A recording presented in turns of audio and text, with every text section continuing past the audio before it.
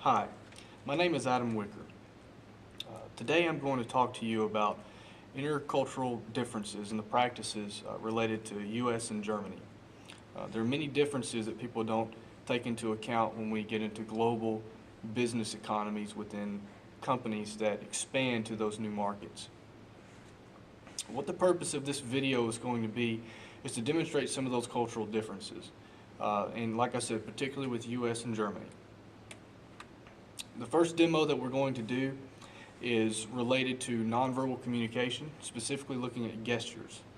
The second will be related to business customs, particularly office practices, the difference between what we see with U.S. and Germany.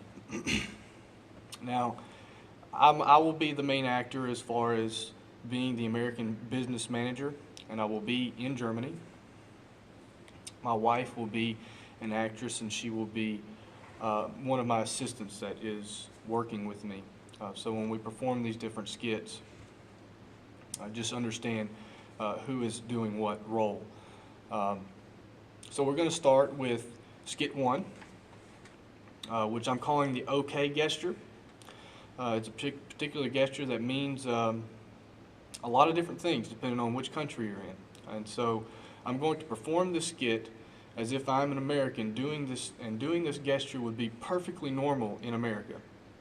However, we're going to see how the different reaction will be whenever we do such a thing in Germany. Nicole, you can come in.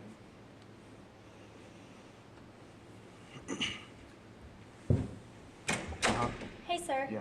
Hey. I got your appointment with China tomorrow at 3, and then you have a conference call with Italy at 5 o'clock. Oh my gosh, you are so rude. I just did all of that for you. I mean, I'm busting my butt over here just doing all of this stuff that you asked me to do, and you're just going to treat me like that?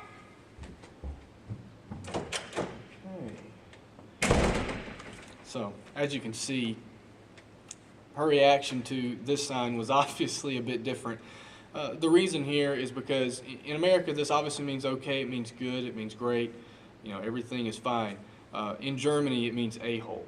So obviously you don't want to use that gesture. And in fact, according to the studies, it's just best to avoid gestures altogether, especially if you're moving around a lot to different countries, that especially when you're new to these countries, you haven't really done a lot of business there yet, and you haven't become familiar with the culture. Now, we're going to move right on into the second skit, which is going to be covering business customs. Like I said, particularly talking about office practices. So again, I will be an American manager in Germany, and I will have American manager expectations. And we'll be addressing the lunch break and the different breaks in general that Germany, as well as all of Europe, have versus America. We're going to really see the differences between the expectations there. So Nicole, if you could come in and start acting on that one, please. All right, girl, I'll catch you later. Where you been? Michelle and I just went to the pub to grab a drink. You've been gone for about an hour and a half? Yeah, I was on my break. And why weren't you back 30 minutes ago? Because I get an hour and a half. Okay, so since when do you get an hour and a half? I've always gotten an hour and a half. I mean, I don't see the problem. I do my work. You were at the pub? Yeah. You drank? Yeah, I just had a beer. Okay, so we may need to talk about this later sometime. We're going to have to sit down and discuss this. Okay, at this point you can obviously see there were some differences in understanding expectations of that particular business practice. It is normal in Europe and in Germany to take even up to an hour and a half break. You can take a long break for lunch, and this is not uncommon. It's also not uncommon that they also take 20-minute breaks mid-morning and mid-afternoon, and oftentimes those breaks can have alcohol involved in the picture. So it's really not uncommon there either to have a few drinks in between, during kind of in between your shift there, which is very countercultural to America. Mainly because America, we tend to associate drinking in a different way. You know, we don't allow people to drink till they're much older as well, and so obviously we use alcohol in a lot of ways, in a lot of different ways than other people do in other countries, and we view it in different ways as well.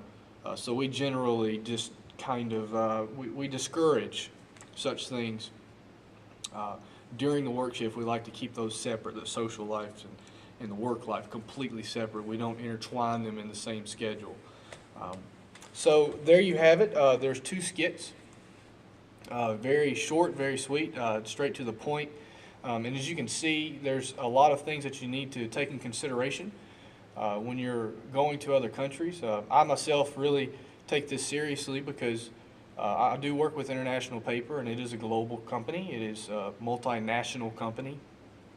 And there will be lots of opportunities for me in the future to travel to other countries, particularly China and India, where there's a lot of growth going on, as well as Russia. Not to mention that Brazil and Europe have a good market in those areas too. So I do value understanding these cultural differences because as you grow up into a stronger business leader within the company, you tend to travel more to these other parts. So it can definitely be very valuable to me. Thank you.